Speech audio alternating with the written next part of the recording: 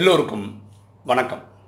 இன்னைக்கு ராஜயோக கேள்வி பதில்கள் செஷனில் நம்ம பார்க்கக்கூடிய subject how to promote Rajayoga meditation. ஒரு ஆத்மா கேட்டுட்ருக்காங்க, இந்த ராஜயோக மெடிடேஷனை பற்றி நாங்கள் அடுத்தவங்களுக்கு சொல்லணும்னு ஆசைப்பட்றோம். அப்படி சொல்லும்போது அவங்க என்ன நினைக்கிறாங்கன்னா, நம்ம ஃபோர்ஸ் பண்ணி சொல்கிறோன்னு நினைக்கிறாங்க, நம்ம ஃபோன் காலே கட் பண்ணணும்னு நினைக்கிறாங்க, நம்ம பேரையே அவங்க ஃபோன்லேருந்து எடுத்துடலான்னு நினைக்கிறாங்க. ஸோ இவங்களுக்கு எப்படி சொன்னால் நல்லாயிருக்கும், ஏன்னா இதை உலகத்திலே சிறந்த நாலேஜு, எப்படி சொல்லணும்னு பண்ணலாம் அப்படின்னு கேட்குறாங்க.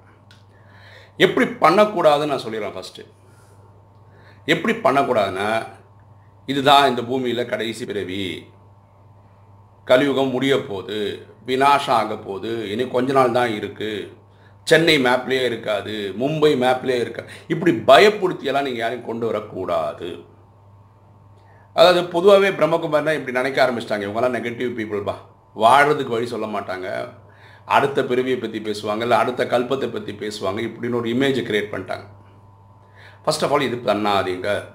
என்ன பண்ணலாம், நான் பண்ணுற சில டெக்னிக் சொல்கிறேன், உங்களுக்கு இது உடன்பாடு தான் நீங்கள் இது பண்ணுங்க. நான் ஸ்கூல்ஸ் காலேஜஸில் போயிட்டு வை ஷுட் வி மெடிடேட் அப்படின்ற ஒரு சப்ஜெக்டில் போய் பேச போகிறேன் அடிக்கடி. அதில் நான் சொல்லக்கூடிய பாயிண்ட்ஸ் இதெல்லாம் தான். இந்த மெடிடேஷன் வந்ததுக்கப்புறம் தான் தெரியுது, மனசுன்னு ஒன்று இருக்குது, அது ஆத்மாவுக்குள்ளே இருக்குதுன்னு புரிஞ்சுக்கிட்டோம். அந்த மனசு ஒரு நிமிஷத்துக்கு 32 எண்ணங்களை உருவாக்கும். நம்பர் ஆஃப் எண்ணங்கள் அதிகமாக இருக்கிறத குறைக்கிறதுக்காக முயற்சி பண்ணுறதுக்காக நான் இந்த மெடிடேஷன் ஃபாலோ பண்ணுறேன் எப்படி சொல்லுவேன். இது எல்லாருக்குமே பொதுவானது, எல்லாருக்கும் மனசில் குழப்பங்கள் இருக்குது, எண்ணங்களை குறைச்சா நல்லதுன்றதுனால அவங்க ஏற்றுக்கிறதுக்கு வாய்ப்பு இருக்குது. இந்த எண்ணங்கள் 4 டைப்பாக இருக்குது, நல்லது, கெட்டது, தேவையானது, தேவையில்லாததுன்னு. இந்த நல்ல எண்ணங்களும் தேவையான எண்ணங்களும் அதிகமாக வருவதற்காக இந்த ராஜயோகம் ப்ராக்டிஸ் பண்ணுறேன். கெட்டதும் தேவையில்லாததும் வராமல் இருக்கிறதுக்கும் இல்லை கம்மியாக்குறதுக்கும் முயற்சி பண்ணுறேன் இப்படி சொல்லலாம். மூணாவது, நம்ம எல்லாருமே இறந்ததுக்கப்புறம் கைவீசி தான் போகணும். இந்த பூமியிலேருந்து நம்ம வாங்கின இடம் எதுவும் எடுத்துகிட்டு போக முடியாது. கண்டிப்பாக நம்ம செய்த பாவ புண்ணியங்களை கொண்டு போகலாம், சன்ஸ்காரில் பதிவுகளாக கொண்டு போகலாம். ஏன் நிறைய நல்ல எண்ணங்கள் பண்ணக்கூடாது, அதுக்காக தான் இங்கே வந்திருக்கிறேன். பாவம் செய்யாமல் இருப்பதற்கும் பாவத்தை குறைக்கிறதுக்காகவும் வந்திருக்கிறேன். இது நீங்கள் ஒரு பாயிண்டாக சொல்லலாம். இதுக்காகவும் வந்திருக்கேன். நான் அடுத்தது ரொம்ப ரொம்ப ரொம்ப முக்கியமாக வந்திருக்கிறதுக்கு காரணம், யாராவது ஏதாவது ஒரு வார்த்தை சொல்லிட்டான்னு வச்சுக்கலாம், அதை நம்ம மனசை தைக்குது, வேதனைப்படுத்துது. அப்போ அடுத்தவங்க சொல்கிற கருத்து இது வரைக்கும் தான் வரணும், அது உள்ளே போகக்கூடாது. இது ராஜயோகத்தில் மட்டும்தான் முடியுது, ட்ரைனிங் பண்ணால் ஜெயிக்க முடியுது. சரியா? இதெல்லாம் நான் பண்ணுறது மக்களுக்கு ப்ராக்டிக்கலாக சொல்கிறேன். இந்த பிறவி வாழ்கிறதுக்கு சொல்யூஷன் உங்களால் கொடுக்க முடியும்னா ரொம்ப சந்தோஷப்படுறேன். அப்போ என்ன பண்ணணும், இந்த அஷ்டசக்திகள் இருக்குது பார்த்தீங்களா, நம்ம அந்த பிரச்சனை ஆராயிரக்கூடிய சக்தி இல்லையா, அதுக்கப்புறம் இந்த சொல்யூஷன் ஃபிக்ஸ் பண்ணுற சக்தி, இது ரெண்டும் முக்கியம். அப்போ இது எங்கிட்ட வர்ற எல்லா நபர்கள்கிட்டையுமே நான் என்னன்னா அந்த பிரச்சனையை அனலைஸ் பண்ணிவிட்டு அதுக்கப்புறம் சொல்யூஷன் கொடுப்பேன். அப்போ அவங்களே கேட்பாங்க, எப்படி சார் இதெல்லாம் எல்லா கேள்விக்கும் எல்லா இதுக்குமே உங்களால் அது பண்ண முடியுது. அதனால் இந்த ராஜயோக ப்ராக்டிஸில் அஷ்டசக்திகள்னு இருக்குது, அந்த அஷ்டசக்திகள்னு சொல்லி கொடுக்குறாங்க. இதை நாங்கள் ஒவ்வொரு இதுலேயும் power to backup, power to tolerate, power to adjust, இப்படி ஒவ்வொரு சக்தியையும் எங்கெங்கே பயன்படுத்தலாம்னு நான் ப்ராக்டிஸ் பண்ணுறேன். அப்போ அவங்க கேட்பாங்க, நான் கற்றுக்க முடியுமா? கற்றுக்கலாம். எங்கே கற்றுக்கலாம்? பிரம்மகுமாரிஸ்டர் கற்றுக்கலாம். எவ்வளோ சார் ஃபீஸ்? ஃப்ரீ. அப்போ மக்களுக்கு இதில் ஏதோ ஒன்று இருக்குது, நம்ம தெரிஞ்சுக்கிட்டால் நல்லது அப்படின்னு நினச்சி வருவாங்க. வேறு ஒரு பாயிண்ட் பார்க்கலாம்.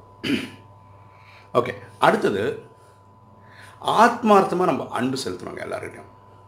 இதில் போலியான விஷயங்களே இருக்கக்கூடாது. ஃபார் எக்ஸாம்பிள் சொல்லக்கூட, தந்தை சிவன், 800 கோடி பேரும் சகோதரர்கள். இப்போ இந்த சிஸ்டமில் இருக்கிறான் இவன் சகோதரன், சிஸ்டமில் இல்லை இவன் சகோதரன் இல்லைன்னு இருக்கக்கூடாது. அன்பு அவ்வளோ ஆத்மார்த்தமாக இருக்கணும். அப்படி நம்ம பேசணும்னு வச்சுக்கோங்களேன், அந்த ஆத்மாவை தைக்கும், அந்த ஆத்மாவும் கேட்பாங்க. அப்போ இந்த வீடியோ போடுறோம் பார்த்தீங்களா, இப்போ கிட்டத்தட்ட 300 வீடியோ போட்டேன். நான் சொல்கிறது மொத்த வீடியோ கணக்கில். அப்போது எந்த வீடியோவை எதை ஃபஸ்ட்டு பார்ப்பாங்கன்னு நமக்கு தெரியாது. சில பேர் did Ramayana happen, did Mahabharata happen, Bhagavad Gita சொன்னது யார், கழுத்தில் பாம்பு இருக்கிறவர் சிவன் இல்லை, இந்த மாதிரி வீடியோ ஃபஸ்ட்டு பார்த்துட்டாங்கன்னு வச்சுக்கோங்களேன், அவங்க ரொம்ப தர்ம சங்கடமான சூழ்நிலையில் போய்ட்றாங்க. ஏன்னா அவங்க ஒரு சராசரி ஹிந்து, இதில் நம்பிக்கை இருக்குது, ராமாயணம் நடந்திருக்கு, மகாபாரதம் நடந்திருக்கு, இதிலலாம் நம்பிக்கை இருக்குது. திடீர்னு ஒருத்தர் ஒரு வீடியோ மூலமாக இது இல்லைன்னு சொல்லும்போது ரொம்ப கஷ்டப்படுறாங்க. அவங்க மனசில் இருக்கிறத கொட்டி தீர்த்துறாங்க கமெண்ட்ஸை. இது என்னால் புரிஞ்சுக்க முடியும். ஏன்னா நானும் ஒரு சராசரி ஹிந்துவாக இருந்து தான் இந்த நாலேஜை கேட்டு இதை அனலைஸ் பண்ணி புரிஞ்சதுக்கப்புறம் தான் நான் இந்த சிஸ்டம் ஃபாலோ பண்ணுறேன். யாரையும் வந்து நீங்கள் ஹூவாமை அங்கேருந்து பார்த்துட்டு வாங்கன்னு நம்ம சொல்ல முடியாது. ஏன்னா வீடியோ இருக்குது நெட்டில். அப்போ நான் என்ன பண்ணுவேன்னா, பரமாத்மா கனெக்ஷனில் போய்ட்டு இந்த ஆத்மாவுக்கு இன்றைக்கி இல்லை நாளைக்கு அது புரிஞ்சுக்கணும்னு. எனக்கு அவங்க மேலே கோபம் கிடையாது. இன்றைக்கி இல்லை நாளைக்கு புரிஞ்சுப்பாங்க. ஓகே. ரெண்டாவது இன்னொரு விஷயம் பாருங்களேன், இன்றைக்கி பார்த்தீங்கன்னா நிறைய பேர் நிறைய ரசங்களில் இருக்காங்க.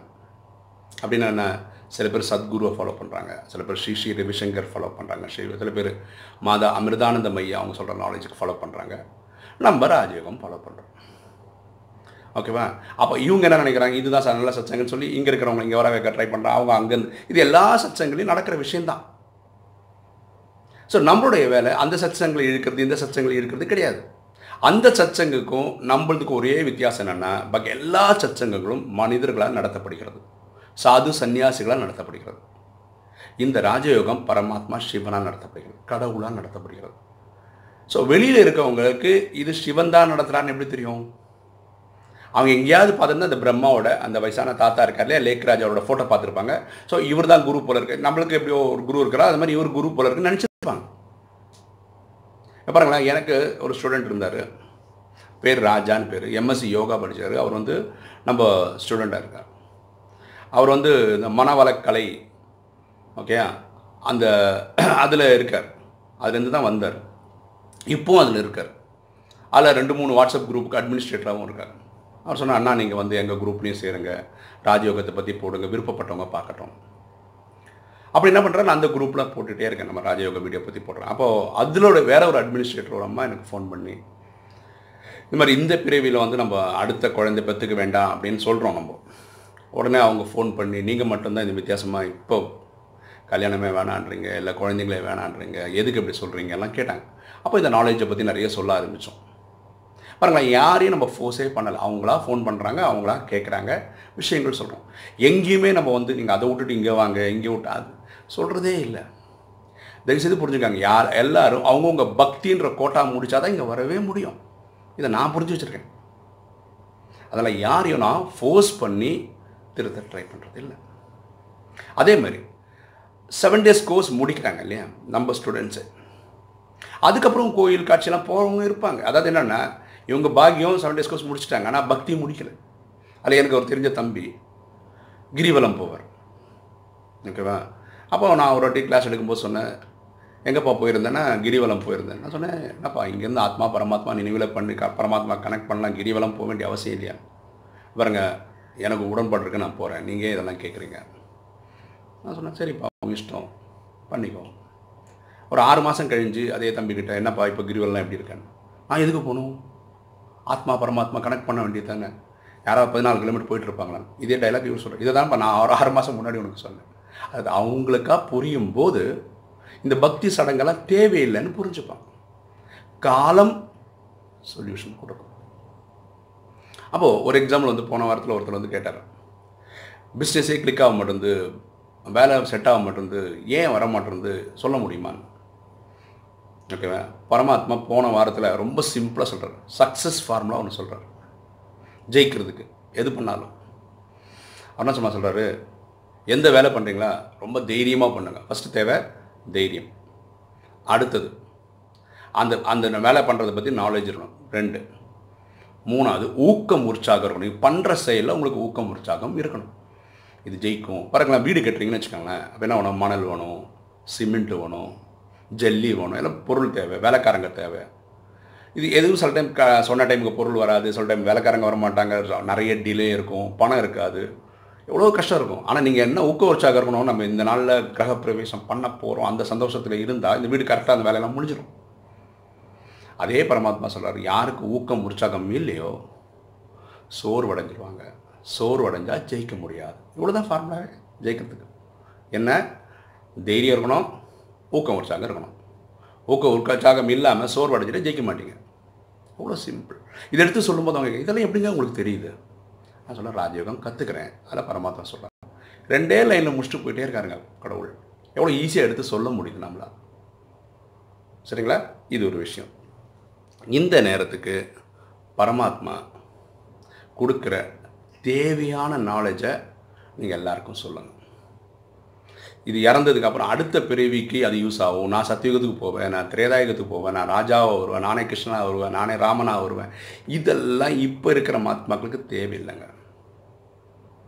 புரிஞ்சுங்களா? இந்த பூமியில் வாழ்கிறதுக்கு இப்போ ஒரு இடத்துல நோய் இருக்குது. அப்போ என்ன சொல்கிறோம்? நம்ம கர்ம கணக்கை முடிக்கிறோம். அப்படி சொல்லி புரிய வைக்கணும்.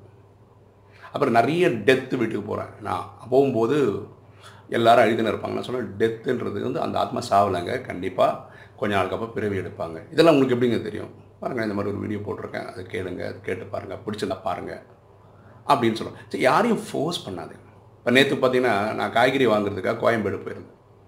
அங்கே போகும்போது ரொம்ப முடியெல்லாம் அப்படி பெருசாக தலையை விரித்து போட்டு ஒருத்தர் பயங்கரமாக இருந்தார். இப்போ எங்கள் ஒய்ஃபு, நானும் ஒய்ஃபு தான் போயிருந்தோம். அவங்க சொன்னாங்க இவர் பெரிய சிவபக்தன், அவரை பார்த்து. அப்போ நானும் சொன்னேன் நானும் ஒரு சிவபக்தன் தாங்க அப்படின்னு. ரொம்ப சந்தோஷம் சார்னார். நான் சொன்னேன் நான் சிவனை பற்றி ஒரு யூடியூப்பில் ஒரு சீரீஸ் நடத்திட்டுருக்கேன், ராஜயோகம்னு பேர். உங்களுக்கு விருப்பம் இருந்தால் கொஞ்சம் பாருங்களேன் அப்படின்னா. ஐயோ சந்தோஷங்க, சொல்லுங்கள், எப்படிங்க பார்க்கணும் அப்படி இப்படின்னாரு. நான் யூடியூப்பில் போட்டு கொடுத்தேன். இப்படி ஆர்டராக பார்த்துட்டு ஹூவாமை அந்த மாதிரி ஆர்டராக பார்த்துட்டு வாங்க, நெக்ஸ்ட்டு டைம் நான் இப்போ வரணும், அப்போ உங்களை பார்க்குறேன், உங்களுக்கு விருப்பம் இருந்தால் என்ன பார்த்தீங்க, உங்களுக்கு பிடிச்சிருந்தான்னு சொல்லுங்கள். யாரையும் நிர்பந்தம் செய்ய வேண்டாம். இந்த பூமியில் இப்போ வாழ்கிறதுக்கு சொல்யூஷன் கொடுங்க, அது பண்ணுங்க. இந்த விநாசத்தை பற்றி பேசி நெகட்டிவாக பேசி ஆத்மாக்களை இழுக்காதீங்க. எல்லாருக்கும் இப்போ அப்புறம் நம்ம கூட, நான் கூட 38 வயசில் தான் வந்தேன் இந்த சிஸ்டம்குள்ளே.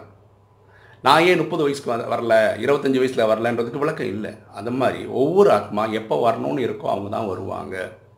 33 கோடி பேருக்கு தான் இந்த ராஜயோக ப்ராக்டிஸ் இருக்குது. பாக்கி எல்லாரும் தான் ஒரு ஆத்மா, பரமாத்மா சிவன், அவர் நினைவு செய்ய பாவம் போகும்னு கடைசியாக தெரிஞ்சுட்டு போவாங்க. இவ்வளோதான். அதனால் பார்க்குறவனுக்கெல்லாம் இந்த நாலேஜை கொடுக்கணுன்ற மாதிரிலாம் இருக்காமல், பார்க்குறவனுக்கெல்லாம் சொல்யூஷன் கொடுங்க. இந்த பூமியில் வாழ்றதுக்கான சொல்யூஷன் கொடுங்க. அந்த சொல்யூஷனை கேட்டு நீங்கள் எப்படி கற்றுக்கிட்டீங்கன்னு தெரிஞ்சுப்பாங்க. ஃபார் எக்ஸாம்பிள் பாருங்களேன், நான் பயங்கர கோவக்காரன், எங்கள் சர்க்கிள் எல்லாருக்கும் தெரியும். இந்த ப்ராக்டிஸ் பண்ண ஆரம்பித்து ரொம்ப அமைதியாக இருக்கேன். அப்போ கேட்குறாங்க எப்படி இவ்வளோ அமைதி கிடச்சிது? அப்படி இல்லையே. நான் அது ராஜயோகம் ப்ராக்டிஸ் பண்ணுறேன், நீங்கள் வாங்கலாம். சரிங்களா?